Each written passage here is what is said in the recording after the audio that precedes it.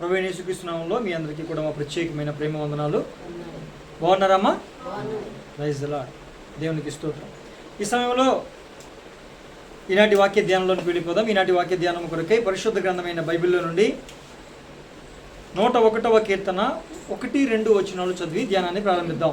నేను కృపను గూర్చియు న్యాయమును గూర్చియు పాడెదను. యెహోవా నిన్ను కీర్తించెదను.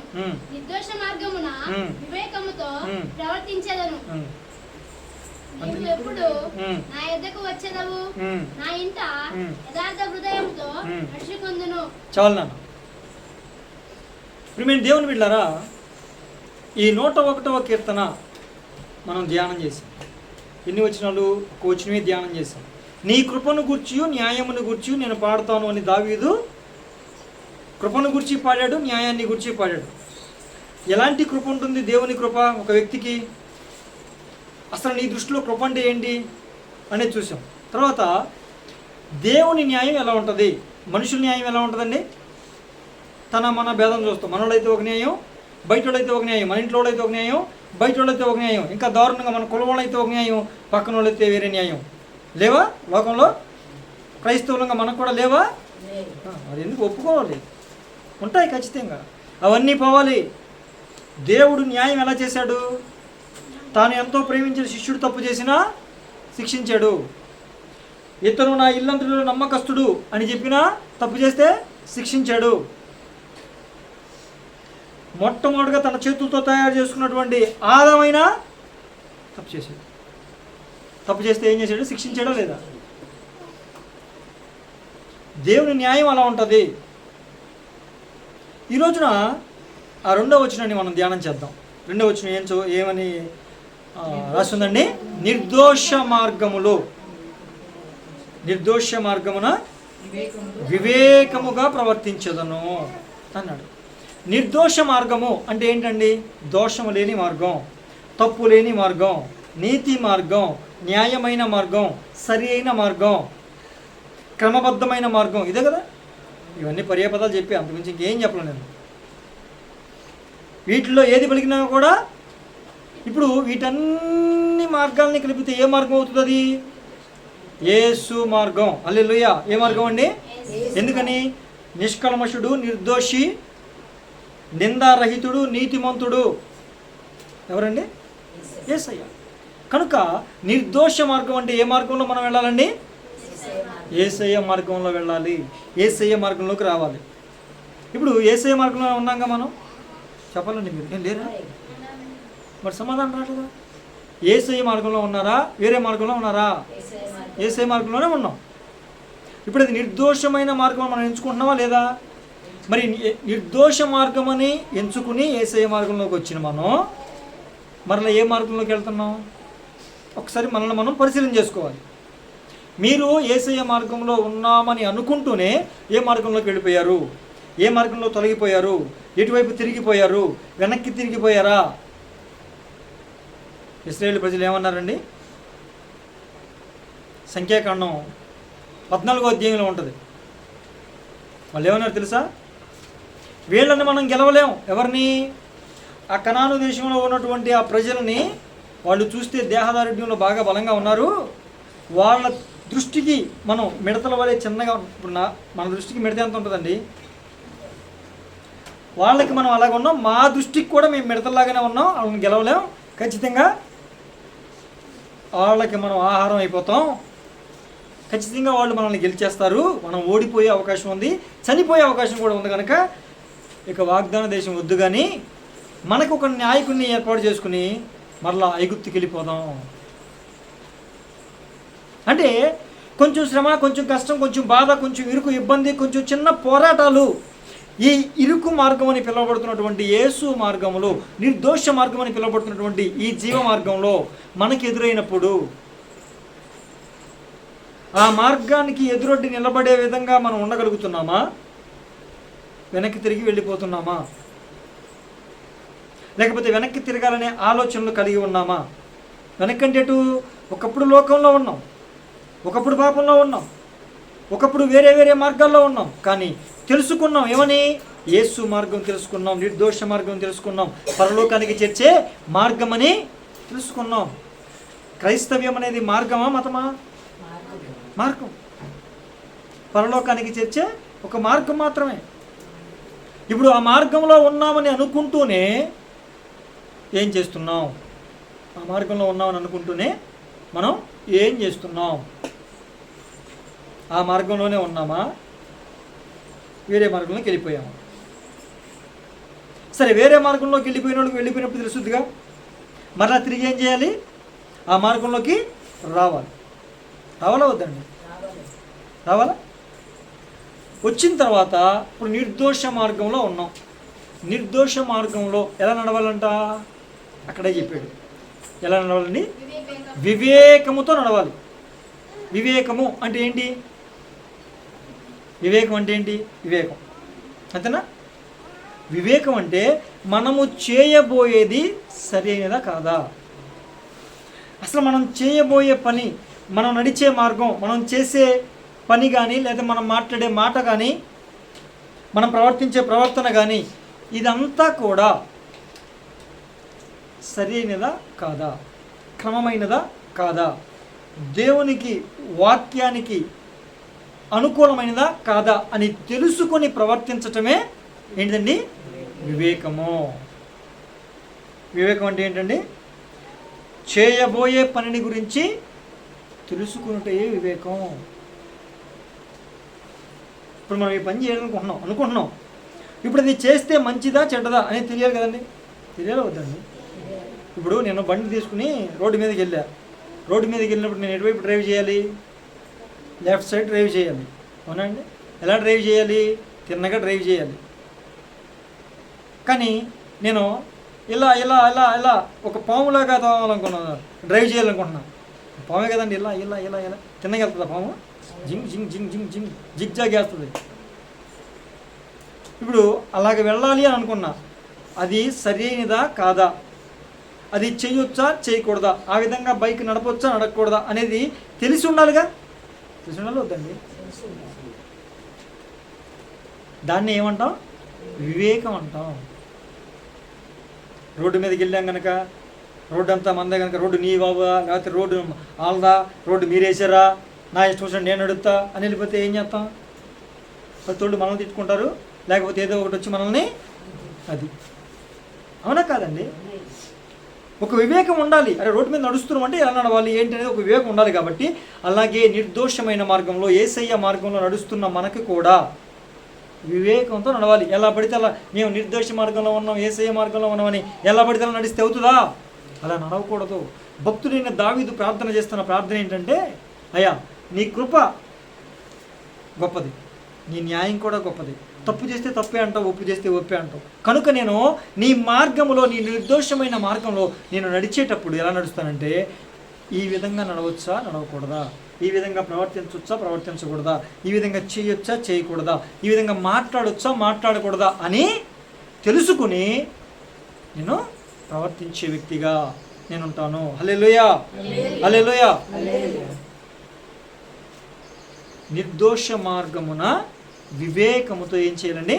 నడుచుకోవాలి. నిర్దోష మార్గంలో ఎలా నడవాలి? వివేకంతో నడుచుకోవాలి. ఇప్పుడు మనకేదో ఒక తలంపు వస్తుంది, మనకేదో ఒక ఉద్దేశం వస్తుంది, మనకేదో చేయాలనిపిస్తుంది. ఇప్పుడు అది దేవుని చిత్తము అవునా కాదా అనేది తెలుసుకోవాలిగా. తెలుసుకోవాలి వద్దండి? అది దేవుని చిత్తం అవునా కాదా తెలుసుకోకుండా మనకి ఆలోచన వచ్చింది కాబట్టి వెంటనే పని ప్రారంభించేస్తే సక్సెస్ అవుతుందా? విజయం సాధించగలమా? పని పూర్తి చేయగలమా? ఒకవేళ పని పూనుకుంటే ఖచ్చితంగా ఏం జరుగుద్ది? నష్టం జరుగుద్ది, ప్రమాదం పాలయ్యే అవకాశం ఉంది. అవునా కాదా? దేవునికి స్తోత్రం. కనుక మనము చేసే ప్రతిదీ కూడా ఒక వివేకంతో, వివేచనతో, ఈ పని చేయొచ్చా లేదా అనే వివేచనతో, ఇది దేవుని చిత్తమా కాదా, దేవుని ఉద్దేశమా కాదా అని తెలుసుకుని మనం ప్రవర్తించే వారంగా ఉండాలి. దేవునికి స్తోత్రం. హల్లెలూయా, హల్లెలూయా. ఈ రోజున చాలామంది ఏదేదో స్వాధీనపరచుకోవాలని చూస్తూ ఉన్నారు. ఏంటండి? వేరే వేరే వాటిని స్వాధీనపరచుకోవాలని చూస్తూ ఉన్నారు.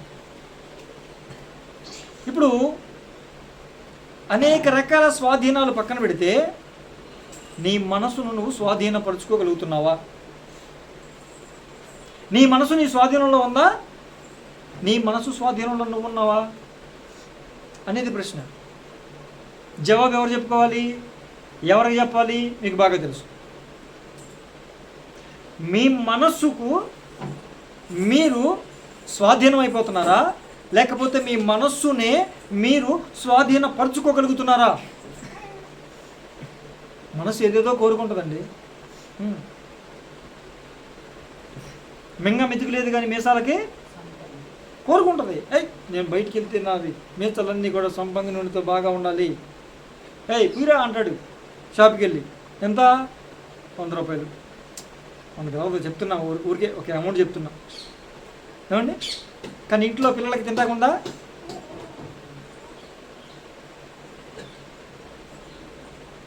ఇప్పుడు మనసును స్వాధీనపరచుకున్నట్టేనా అని నీ స్టైలు, నీ వ్యవహారం, నీ ఇదే తప్ప అరే ఇంట్లో ఏంటి పరిస్థితి, మన పరిస్థితి ఏంటి, మన స్తోమత ఏంటి ఉండాలో వద్దండి? మేము దేవుని బిడ్డలారా, మనము వివేకంతో ప్రవర్తించాలి. ఒక వ్యక్తికి 50,000 శాలరీ, ఇంకొక వ్యక్తికి 20,000 శాలరీ అండి. ఒక ఇంటి యజమానికి 50,000 శాలరీ, ఇంకొక ఇంటి యజమానికి 20,000 శాలరీ. ఇప్పుడు 50,000 శాలరీ వస్తున్న ఇంట్లోకి ఏ ఏ వస్తువులు అయితే వచ్చేసాయో 20,000 జీతం వస్తున్నటువంటి ఇంటికి కూడా అయ్యే వస్తువులు రావాలండి. అవుతుందా? వాళ్ళకి నీకు మధ్యలో జీతంలో తేడా ఉందా? ఖర్చుల్లో కూడా తేడా ఉండాలిగా. అలాగైతేనే కుటుంబం నడుచుద్దుగా. మరి వాళ్ళ ఇంట్లో కదా వచ్చింది, నా ఇంట్లో కూడా ఉండాలి.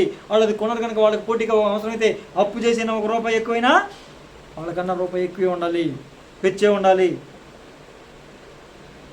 అది వివేకమైన పనేనా? తెలివైన పనేనా? మన మనసును స్వాధీనపరచు. మనసు కోరుకుంటుందండి. మనసు అనేకమైనవి కోరుకుంటుంది. కోరుకున్నవన్నీ చేసేయగలమా? అది మనం చేయగలమా లేదా? అంత స్తోమత మనకు ఉందా లేదా? ఈ విధంగా మనం చేయొచ్చా లేదా? చేస్తే తర్వాత పర్యవసానాలు ఏమవుతాయి అనేది మనకు ఉండాలిగా. మనస్సుని మనం ఏం చేయాలండి? చెప్పాలి. మనస్సుని స్వాధీనపరచుకోవాలి. దేవునికి స్తోత్రం. హల్లెలూయా. మీరు మనసు స్వాధీనం అయిపోవడం కాదు, మీ మనసే మీ స్వాధీనం అవ్వాలి. అలా మనసుని స్వాధీనపరుచుకుంటేనే మనము వివేకంతో నడుచుకోగలడానికి అవకాశం. ఏది మంచి, ఏది చెడు, ఏది చేయదగినది, ఏది చేయదగనిది అని మనము తెలుసుకున్నటకు అవకాశం ఏర్పడుతుంది. అలా మనం చేసేదాన్ని తెలుసుకుని వివేకముతో ముందుకు కొనసాగుటయే సరి అయిన భక్తి జీవితం, సరి అయిన మానవ జీవితం. దేవునికి స్తోత్రం. హల్లెలూయా. అందుకే భక్తుడైన దావీదు, ఎవరు ఈ మాటలు చెప్తుంది? ఎవరో దావీదు గారేగా. పైన రాశాడా? దావీదు కీర్తన రాశాడా? ఆయన ఎన్నిసార్లు ప్రార్థన చేస్తాడు చెప్పాలి? రోజుకి ఎన్నిసార్లు ప్రార్థన చేస్తాడండి అమ్మా? కాదమ్మా, రోజుకి 3 సార్లు ప్రార్థన చేస్తాడు. స్తుతి 7 సార్లు చేస్తాడు.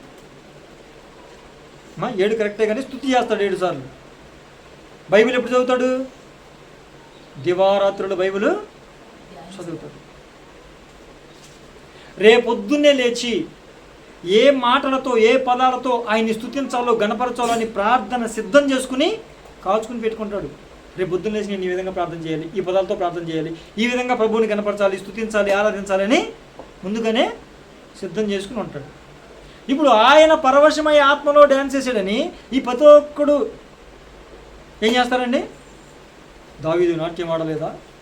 మరి దావీదు 3 సార్లు రోజుకు ప్రార్థన చేశాడు, 7 సార్లు దేవుని స్తుతించాడు, దివారాత్రులు దేవుని వాక్యాన్ని ధ్యానం చేశాడు. రేపొద్దున ఏ ప్రార్థన చేయాలో ఈ రాత్రి సిద్ధపరచుకుని పడుకునేవాడు. మరి అవి చేయగలుగుతున్నావా అన్నావు అనుకోండి. మరి అలా కూడా ఉందా బైబిల్లో? మరి ఉందిగా. నేను అబద్ధం చెప్తున్నాను? దావీదు చేసింది కదా, లేఖనాల్లో ఉన్నది కదా అంటే డ్యాన్స్లు మాత్రం నీకు కనపడియా? ఆ డ్యాన్స్ దేనికి చేశాడు, ఎందుకు చేశాడు, ఎప్పుడు చేశాడు, ఎలా చేశాడు అదంతా పక్కన పెట్టి దావీదు డ్యాన్స్ చేశాడు. ఆయన ఆత్మవశమే డ్యాన్స్ చేశాడు. మేమేమో లోకానుసారంగా డ్యాన్స్ చేస్తాం. హల్లెలూయా. స్టెప్పులన్నీ ఎక్కడే సినిమాల్లో చూసినాయే స్టెప్పులన్నీ అవే, పాట మాత్రం మారింది అంతే. అక్కడేదో బూత్ పాట వస్తే ఇక్కడ వేసేయి అంతే, పదం మారిందంతే, స్టెప్పులన్నీ సేమ్ టు సేమ్.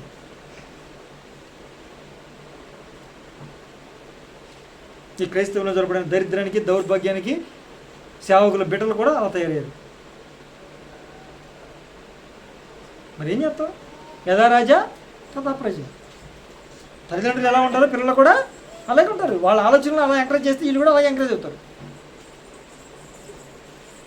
ప్రియమైన దేవుని బిడ్డలారా, నిర్దోషమైన మార్గంలో వివేకంతో మీరేం చేయాలి? ప్రవర్తించేవారిగా ఉండాలి, నడుచుకునేవారిగా మీరు ఉండాలి. అర్థమవుతుందండి? దేవునికి స్తోత్రం. హల్లెలూయా.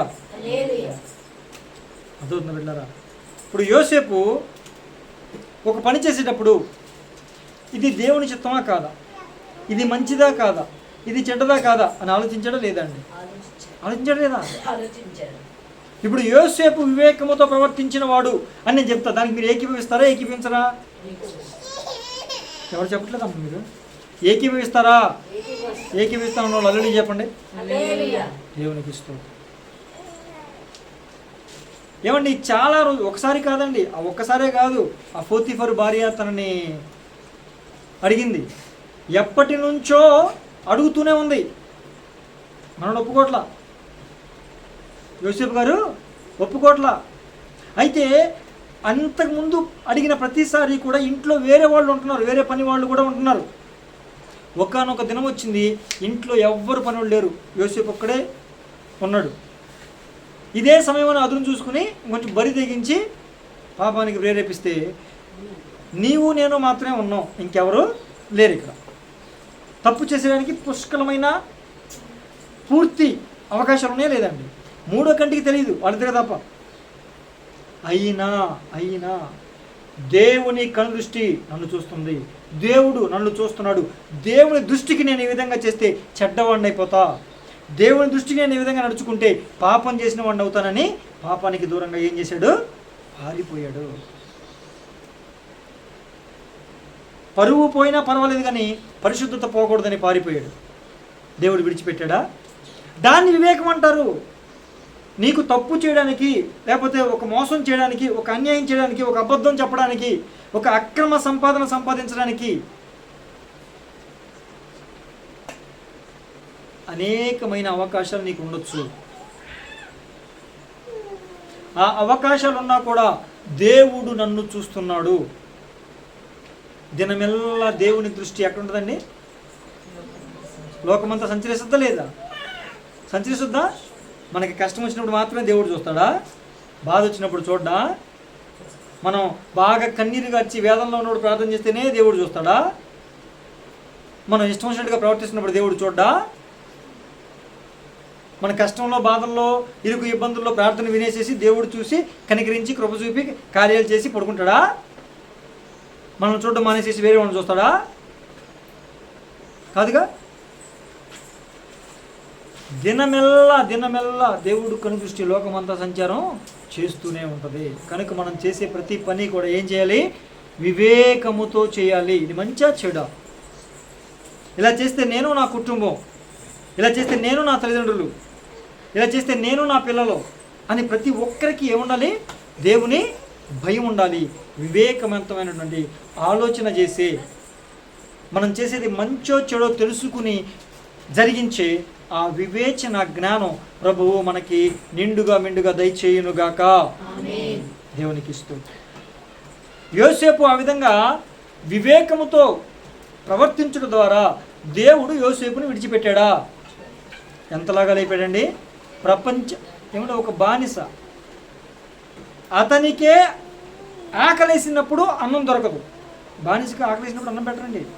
ఎవరు మీరా? ఏంట్రా నీకు ఆకలి అన్నావు? మధ్యాహ్నమేగా తిన్నావు, చెయ్యి పొద్దునేగా తిన్నావు, అనంత అయిన తర్వాత ఇప్పుడు పెడదాం లేదు అని అంటారండి. అది బానిస పరిస్థితి. అది అంటే ఆకలి వేసినప్పుడు అన్నం తినడానికి ఉండదు, కోరుకున్న ఫుడ్ దొరకదు. ఇంట్లో దొరికినట్టు నాకు అది కావాలి ఇది కావాలని డబ్బులు ఉన్నాయి అనుకోండి, ఇంట్లో నాకు అది వండి పెట్టినట్టు వండి పెడతారు. కానీ బానిస పరిస్థితులు అలా ఉండవు. కష్టం చేస్తారు, రూపాయలు ఎవరో ఇవ్వకపోగా అన్నం టైంకి పెట్టరు. వాళ్ళు పెట్టినప్పుడు తినాలి, పెట్టినంతే తినాలి, పెట్టిందే తినాలి. నాకు ఇది ఇష్టం ఉండదండి, కాకరకాయ కూర నాకు చాలా ఇష్టం ఉండదండి, బెల్లం వేస్తే నాకు ఇష్టం అండి కాకరకాయ కూరలో, కాబట్టి కొంచెం ఏమన్నా అంటే హల్లెలూయా దేవుని స్తోత్రం మాంసం కుదరదు, నోరు మీరు అని చెప్పి 10 కూడా తీసుకెళ్ళిపోతారు. అలాంటి ఆహారము కూడా దొరకని సరైన ఆహార పదార్థము కూడా భుజించలేని ఒక యోసేపు వివేకమైన ప్రార్థన కలిగి వివేకమైన ప్రవర్తన కలిగి ఉన్నందుకు ఏం జరిగిందండి? ప్రపంచానికి అన్నం పెట్టే అన్నదాతగా ప్రభువు వారు లేపారు. దేవునికి స్తోత్రం. హల్లెలూయా, హల్లెలూయా. ఎప్పుడైనా అలా ఊహించుంటాడా? యోసేపు నేను ప్రపంచానికి అన్నం పెట్టే స్థానంలో ఉంటాను అని అనుకుంటాడా? అనుకుంటాడండి? ఇప్పుడు అనుకోలే. అనుకుని ఉన్నాడో రేపు నీవైనా ఎవరైనా అంతే, నీవైనా నేనైనా ప్రభువు ఒక ఉన్నతమైన స్థానంలో ప్రభు మనల్ని ఏం చేస్తారండి? నిలబెడతారు. దేవునికి స్తోత్రం. హల్లెలూయా, హల్లెలూయా. అది నీవు ఊహించలేవు. నువ్వు అడిగిన దానికన్నా ఊహించిన దానికన్నా అత్యధికంగా ఆశీర్వదించే దేవుడే మనము సేవిస్తూ ఆరాధిస్తున్న నిర్దోషమైన ప్రభు అయిన యేసయ్య. దేవునికి స్తోత్రం. హల్లెలూయా. దానికి నువ్వు చేయాల్సిందేంటి? వివేకంతో ప్రవర్తిస్తే చాలు. నిన్ను ఊహించిన దానికన్నా అత్యధికంగా ఆశీర్వదించి నీవే ఇప్పుడు ఈ రోజు నువ్వు సరైన తినడానికి సరైన తిండి లేకపోవచ్చు, కట్టుకోవడానికి సరైన బట్ట లేకపోవచ్చు, కానీ నీవే అనేకులకు రాబోతున్న దినాల్లో భోజనం పెట్టబోతున్నావు. నీవే అనేకులకు వేవేల వస్త్రాలు పంచబోతున్నావు. దేవుడు అలా చేస్తాడండి. దానికి మనం చేయాల్సింది ఒకటే, పెట్టుబడి ఏంటి? మనం చేసే పని మంచిగా చెడా అని తెలుసుకుని మంచి మాత్రమే చేసి చెడు చేయకుండా మానేటివే మనం చేయటం అండి. కష్టం అండి. కానీ మన వాళ్ళు ఏం చేస్తారు? ఇలాగ ప్రవర్తించాలంటే కష్టం. కానీ ఎక్కడైనా 10,000 తెమ్మంటారా పాస్టర్ గారు, మీకు కానుక ఇమ్మంటారా, మీరు మా కోసం ప్రార్థన చేస్తారు ఆశీర్వాదాలు రావాలని, అప్పు చేసైనా ప్రార్థన ఏం చేస్తాం? అప్పు చేసైనా 10,000 తెచ్చేస్తాం, మీకు కట్టేస్తాం. ఒక ఎక్స్ట్రా పళ్ళు ఇమ్మంటారా మందిరానికి? ఎక్స్ట్రా పళ్ళు ఇమ్మంటారా? అప్పు చేసైనా తెచ్చేస్తాం. కానీ మేము మాకు నచ్చినట్టు ప్రవర్తిస్తాం, మీరు మాత్రం ఏం చేయాలి? మా కోసం ప్రార్థన చేయాలి అని చెప్పి క్రైస్తవ్యం తయారైపోయింది. ప్రవర్తనలో మార్పు ఉండదు. కానీ దేవుడు ఎవరిని హెచ్చిస్తాడు? వివేచన కలిగి ప్రవర్తించిన వారిని దేవుడు హెచ్చిస్తాడు. నిర్దోష మార్గంలో వివేకముతో ప్రవర్తించాలి. దేవునికి స్తోత్రం. హల్లెలూయా, హల్లెలూయా. ఇప్పుడు కర్ణ పిశాచుల దగ్గరికి వెళ్దాం. దేవుని చిత్తం అండి. ఒకసారి వాక్యం చదవండి. లేవియా కాండము 19వ అధ్యాయము 31వ వాక్యం. లేవియా కాండం 19:31. కర్ణ పిశాచి గల వారిని దగ్గర పోకూడదు. సోదెగాండ్రను వెతికి వారి వలన అపవిత్రత కలుగజేసుకొనకూడదు. నేను మీ దేవుడైన యెహోవాను. చాలు. కర్ణ పిశాచుల దగ్గరికి వెళ్ళొచ్చండి. సోది చెప్పించుకునే వాళ్ళ దగ్గరికి వెళ్ళి చెప్పించుకోవచ్చండి. చెప్పాలి మీరు. కానీ మనోళ్ళు రా రా రా రా రా చెప్పు, కొంచెం బియ్యం ఇస్తాను చెప్పు, 10 రూపాయలు ఇస్తా చెప్పు, నాకు వచ్చేయాలంతే దీవులు, తర్వాత ఏం జరుగుతుందో చెప్పే, తర్వాత ఏం జరుగుతుందో చెప్పడం. సోది చెప్పేవాళ్ళు తర్వాత ఏం జరుగుతుందో చెప్పరు. నీ గతంలో జరిగిందంతా చెప్తారు, యాజిటీ చెప్తారు. ఎందుకంటే వాళ్ళల్లో పనిచేసేది ఏది? దురాత్మ. ఆ దురాత్మకి గతంలో నీ జీవితంలో ఏం జరిగిందో పుల్ల తెలుసు, మక్కికి మక్కి తెలుసు, పాయింట్ టు పాయింట్ తెలుసు, పిన్ టు పిన్ తెలుసు. జరగబోయే తెలియదు, దేవుడికి తెలుసు. జరిగింది మాత్రం యాజిటీ చెప్తారు. జరిగింది చెప్ప కట్టే ఆ రోజు ఆ విధంగా నిజంగా జరిగింది నా జీవితంలో, అమ్మో ఇంకేంటని చెప్పి ఇచ్చేస్తారు. సోది చెప్పించుకోవడానికి ఇష్టమైపోతారు. గత జీవితంలో చేసింది చెప్పడం కాదు, ఫ్యూచర్లో చెప్పలేదు అది. ఎందుకంటే దురాత్మ దాని వల్ల కాదు. అలాంటి వాళ్ళ దగ్గర మనం వెళ్ళొచ్చా? చెప్పాలి మీరు. కర్ణ విశేషాల దగ్గరికి బంగారం పోతే క్రైస్తవులు ఎక్కడికి వెళ్తారు తెలుసా అండి? ప్రార్థన చేయరు. అయ్యా దర్శించయ్యా, పోలీసులు కంప్లైంట్ ఇచ్చామయ్యా, మరి న్యాయబద్ధంగా మాకు రప్పించయ్యా. ఆడెవడో ఉన్నాడు అక్కడ, ఆడికి కొంచెం అమౌంట్ కడితే వాడు ఎవరు తీసుకెళ్ళాడు, ఎప్పుడు తీసుకెళ్ళాడు, ఎక్కడ తీసుకెళ్ళాడు, ఎక్కడ పెట్టాడు మొత్తం చెప్తాడు అంటే అక్కడికి వెళ్ళిపోతారు. అక్కడికి వెళ్ళి ఏం చేస్తారు? ఆడు ఫ్రీగా చెప్తాడా? ఆడేం చేస్తాడు? అప్పు చేసి మళ్ళీ డబ్బులు తీసుకెళ్ళిస్తాడు. సోది చేయించుకుంటాడు. మన పిల్లలకి జ్వరం వస్తే ఏం చేయాలి? హాస్పిటల్ తీసుకెళ్ళాలి, టానిక్ వేయాలి. చిన్నపిల్లలు అయితే టానిక్ వేయాలి, పెద్ద పిల్లలు అయితే హాస్పిటల్ తీసుకెళ్ళాలి. మనకు కూడా జ్వరం రావండి, క్రైస్తవులైన జ్వరం రావండి, రోగాలు రావండి, బాధలు ఇరుకులు ఇబ్బందులు రావా? అవి సాధారణంగా మనుషులందరికీ వస్తాయి. వచ్చినప్పుడు మనం ముందుకు ఏం చేయాలి? ప్రార్థన చేసుకుంటాం, డాక్టర్ దగ్గర తీసుకెళ్తాం, మందులు వాడతాం. తగ్గల 2-3 రోజులు పిల్లలకి తగ్గల. అప్పుడు ఏం చేయాలి? పక్కింటి అమ్మ వస్తుంది, ఏంటక్క మీ పిల్లోడికి ఏం తగ్గట్లేదంటగా, మీ పిల్లోడికి 3 రోజుల నుంచి జ్వరం అంటది. అవును వదినా, ఏం చేస్తాం మరి, 3 రోజుల నుంచి డాక్టర్ గారు చూపించా. మరి ఏమన్నారు, ఇదే ఈ టానిక్ వాడమన్నారు, అయినా తగ్గట్లా. టానిక్లు ఏముంది, వాళ్ళ దగ్గర తాయితీ కడతారు, ఒక్క తాయితీ కడితే లెల్లుయా మొత్తం ఎగిరిపోద్ది. పదా, అవునా, ఎంత 100 రూపాయలే, 200. బాగా 4-5 రోజులు ఉన్నామంటే 500 తీసుకుంటాడు. 500 పెట్టుకు పదా, నేను వస్తాను, నీకెందుకు. అది ఆరాధన తీసుకురామను, ఆ ఎక్కనే ఈ చెల్లిని ఆరాధన తీసుకురామను. అలాంటి మాటలు మాట్లాడు. కానీ తాళ్ళు కట్టించుకోవడానికి తీసుకెళ్ళమను, దగ్గరుండి మళ్ళీ తయారైపోయి ఈ చెల్లి తయారయ్యేంత వరకు కూడా కూర్చుని పిల్లల్ని ఎత్తుకుని ఓ బుజ్జి కన్నా అల్లా లుల్లి అనుకుంటా ఆవిడ ఎత్తుకుని తీసుకెళ్ళి కట్టించుకొస్తుంది. వెళ్ళొచ్చా మనం అలాగా? అంటే దేవుడు నీ పిల్లలకి లేదా దేవుడు నీ జీవితంలో ఒక రోగం పెట్టి కొంచెం తగ్గకపోతే వెంటనే దేవుడికి శక్తి లేదని, దేవునికి శక్తి చాలదని నువ్వేం చేస్తావు? దయ్యం దగ్గరికి వెళ్తావా? వెళ్ళొచ్చా అండి? అది ఎంత తప్పు తెలుసా? అలా చేస్తే దేవునికి ఎంత కోపం తెలుసా? అంటే ఇప్పుడు ఈ పనులు చేయటం కరెక్టా కాదా, ఈ పనులు చేయటం వాక్యానుసారమా కాదా అనేది మనం ఏం చేయాలి? తెలుసుకోవాలా వద్దా? వివేచనతో ప్రవర్తించాలా వద్దా? మెలగాల వద్దా?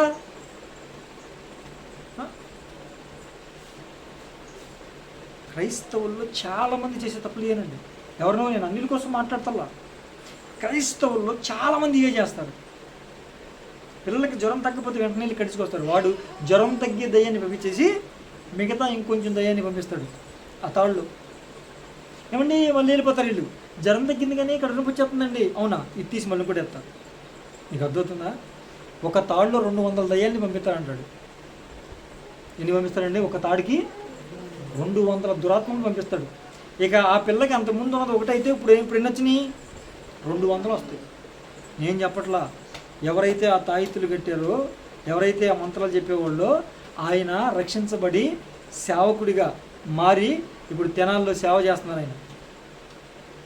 ఆయన చెప్పాడు, ఆయన సొంతంగా వీళ్ళు వస్తే వాళ్ళని ఎలా మ్యానిపులేట్ చేసి డబ్బులు ఎలా తీసుకుంటారు, వాళ్ళ ఇంట్లోకి కావాల్సిన సరుకులన్నీ ఏమేమో లిస్ట్ రాసి పెట్టుకుంటారంట.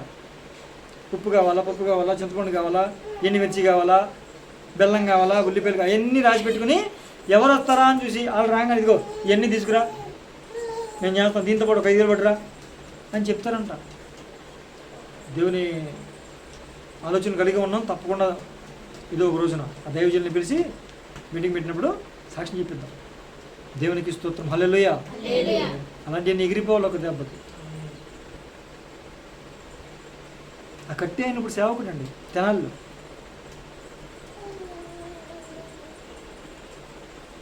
ఆయన కూడా మార్పు చెంది కేఏ పాల్ గారి ద్వారా మార్పు చెందాడు ఆయన. ఈ రోజున కేఏ పాల్ గారు అంటే అందరూ ఒకేలాగా చూస్తున్నారు, కానీ కేఏ పాల్ గారు అంటే మామూలు విషయం కాదు. కేఏ పాల్ గారి సభకు అనుకోకుండా వెళ్ళి కేఏ పాల్ గారి మీదే దురాత్మను పంపడానికి వెనకాల మీటింగ్లో కూర్చుని దురాత్మను పంపడానికి ప్రయత్నం చేసి దురాత్మను పంపిస్తే ఆయన దరిదాపుల్లో కూడా వెళ్ళలేకుండా, స్టేజ్ దగ్గరికి కూడా వెళ్ళలేకుండా తిరిగి వచ్చి మళ్ళీ ఈయన్నే పట్టుకున్నాయంట. మేము వెళ్ళలేకపోతున్నాం, ఆయన దగ్గర భయం గొప్ప శక్తి ఉంది, మేము వెళ్ళలేకపోతున్నాం. అప్పుడు రక్షించబడ్డాడు. ఆ దురాత్మలన్నీ మరి మేము ఇంతకాలం చేసింది దేనికి? నీకు పూజలు చేసాం, ఆరాధన చేసాం, మరి నాకు ఏదో అయిపోతుంది, ఆయన చంపేయండి, ఆయన ఏదో ఒకటి చేసేయండి, ఆ పాస్టర్ ఏదో చెప్తున్నాడు, ఆయన మాట్లాడితే నేను ఉండలేకపోతున్నాను అని అంటే మేమేం ముట్టుకోలేమని చెప్పి పారిపోయింది అంటది. పారిపోతే ఉన్నవాడు ఉన్నట్టుగా అక్కడ పడిపోయాడు అంట మనిషి. అర్థమవుతుందా బిడ్డారా? ఏమంత ఆశమేషే కాదండి. కన్న పిశాచుల దగ్గరికి వెళ్ళాలన్నాడా, వెళ్ళకూడదన్నాడా? సోది చెప్పే వాళ్ళ దగ్గరికి వెళ్ళాలన్నాడా, వెళ్ళకూడదన్నాడా? మనం వెళ్ళాలా వద్దా? అది తెలుసుకోవాలా వద్దా? అది తెలుసుకోవడం దాన్ని ఏమంటాం? వివేకం అంటాం. దాన్ని వివేకంతో ప్రవర్తించడం అంటాం. దేవునికి స్తోత్రం, హల్లెలూయా, హల్లెలూయా. ఏమేమి దేవుని బిడ్డలారా? అలాగా సౌలు వెళ్ళాడు. ఎక్కడికి వెళ్ళాడండి? సౌలు దేవుడు రాజుగా అభిషేకిస్తే, రాజుగా పెడితే దేవుడు సౌలు చేసిన తప్పుల వల్ల దేవుడు మాట్లాడతల్లా, సౌలుతో మాట్లాడతల్లా. సౌలు నువ్వు ఎలా ప్రవర్తించు, అలా ప్రవర్తించు, ఇది చేయని చెప్పట్లా. దేవుడు నాతో మాట్లాడతలేదని సోదిగాని దగ్గరికి వెళ్ళాడు. కర్ణపిశాచుల దగ్గరికి వెళ్ళి ఇగో నాతో దేవుడు మాట్లాడతల్లా, మీరైనా మాట్లాడతారేమో, ఆ దురాత్మను మాట్లాడతాయేమో, మాట్లాడమని చెప్పు అని వెళ్ళొచ్చా? దేవుడికి కోపం వచ్చి సౌలొద్దు నాకని చెప్పి దావీదుని ఎన్నుకున్నాడు. సౌలు ఎలా చచ్చాడండి? హీనమైన చావు చచ్చాడు. తనతో పాటు తన కొడుకు కూడా చచ్చిపోయాడు. తన మనవడేమో అదే రోజు, ఒకే రోజు తండ్రి కొడుకులు చచ్చిపోయారు. సౌలు కొడుకు యోనాతాను చచ్చిపోయారు యుద్ధంలో. సౌలు అయితే తనకు తానే పొడుచుకున్నాడు. అయినా చావకపోతే ఇంకో వినవన్న పొడవమన్నాడు. బాబు నాన్న బీభత్సం, అసలు భయంకరమైన చావు అది. యోనాతాను చచ్చిపోయాడు. యోనాతాను కొడుకు అంటే సౌలు మనవడు అదే రోజు కింద పడి కాళ్ళు రెండు పోగొట్టుకుని కుంటోడిలాగా మిగిలిపోయాడు. ఎంత శాపం వచ్చిందండి! దేవుడు ఏమన్నాడు సౌలుని రాజుగా చేసినప్పుడు? తరతరాలు నీ పిల్లల రాజరికం చేస్తారు, రాజుగా ఉంటారని చెప్పాడు. దేవుని మాట వినకుండా కర్ణపిశాచుల దగ్గరికి వెళ్తే ఏం చేశాడండి? ప్రణాళిక కొట్టేసి ఆ రాజు స్థానంలో దావీదుని నుంచోబెట్టి, చావులో కూడా భయంకరమైన చావు. కొడుకు చనిపోయాడు, మనవడు కాళ్ళు లేకుండా కుంటోడై రాజుగారి మనవడు. ఎలా ఉండాలండి? ఎవడో ఒకటి ఇంట్లో ముద్ద పెడితే తింటున్నాడు, లేకపోతే లేదు. ఒక భయంకరమైన జీవితం. ఇదంతా దేనికి వచ్చిందంటారు? వివేకము లేకుండా ప్రవర్తించుట వలన. సౌలు ఎన్ని సంవత్సరాలు పరిపాలించాడండి ఇశ్రాయేలు ప్రజల్ని? ఎన్నమ్మా? 40. చెప్పాలి ఈసారి గట్టిగా. ఎన్ని సంవత్సరాలు? 40 సంవత్సరాలు పరిపాలించాడు. దావీదు 40. అసలు ఏమాత్రం డౌట్ ఉండొద్దు, 40. సౌలు 40 సంవత్సరాలు పరిపాలించాడు కదా. మొదటి 2 సంవత్సరాలు మాత్రమే దేవుడు చెప్పింది చేశాడు. 38 సంవత్సరాలు తనకు నచ్చినట్టు చేశాడు. ప్రభు అవకాశాలు ఇస్తూ వచ్చాడు. మార్తల్లా మనోడు తప్పు చేసినప్పుడల్లా హెచ్చరిస్తుంటే ఒప్పుకోట్లా, మార్పు చెందట్లా. దేవుడు విడిచిపెట్టేశాడు.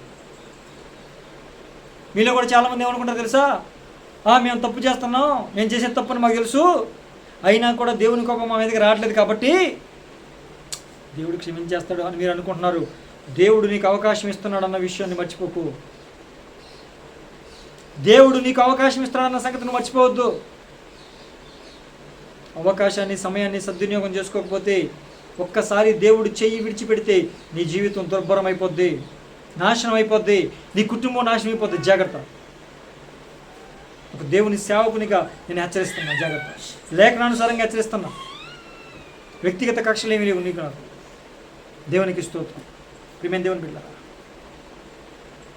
దానియేలు భోజనం చేసే విషయంలో కూడా ఏం చేశాడండి? ఆలోచన చేశాడా లేదా? తెలుసుకున్నాడా లేదా? ఇప్పుడు దానియేలు కూడా ఎవరో బానిసగా వెళ్ళాడు.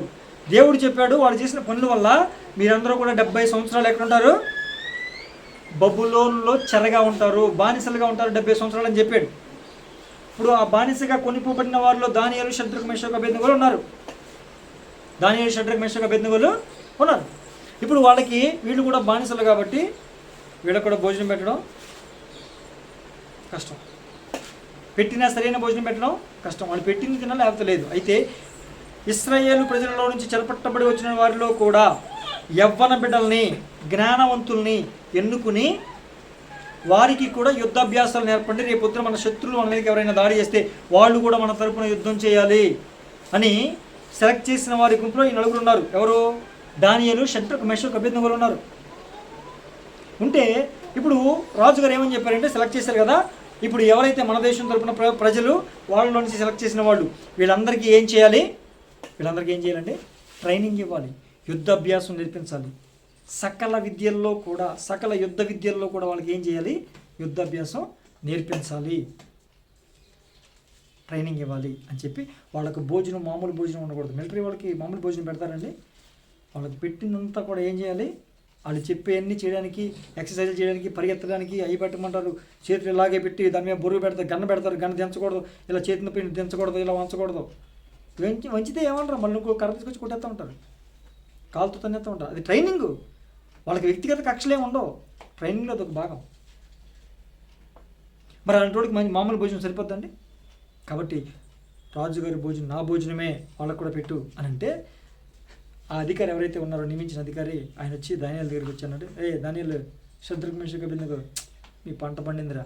అవునా? ఏంటి సార్ మమ్మల్ని విడిచిపెట్టేస్తున్నారా అంటే, రమే ఇప్పుడే వచ్చి అప్పుడు వెళ్ళిపోతారా అట్లా చేస్తా అని. ఏం లేదురా, రాజుగారి తినే భోజనం వచ్చిందిరా మీకు, అసలు మీకు ఒక ముద్ద పెట్టడమే కష్టం, బానిసలు మీరు. అలాంటిది ఏమొచ్చింది? రాజుగారి తినే భోజనం వచ్చింది అంటే వెంటనే దానియేలు వివేకంతో ప్రవర్తించాడు.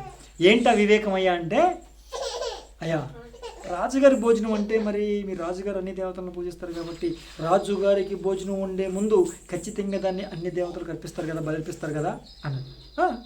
బలి అర్పిస్తాం అని చెప్పాడు. అయ్యా మేము జీవముగల దేవుణ్ణి ఆరాధించేవాళ్ళం అయ్యా, విగ్రహాలకి అర్పించిన దాన్ని మేము ముట్టకూడదు, మేము తినకూడదయ్యా. కనుక విగ్రహార్పితమైంది ఏది కూడా, విగ్రహ పూజలు చేసిన తర్వాత వండింది కానీ తయారు చేసింది కానీ ఏది కూడా మేము తినకూడదు.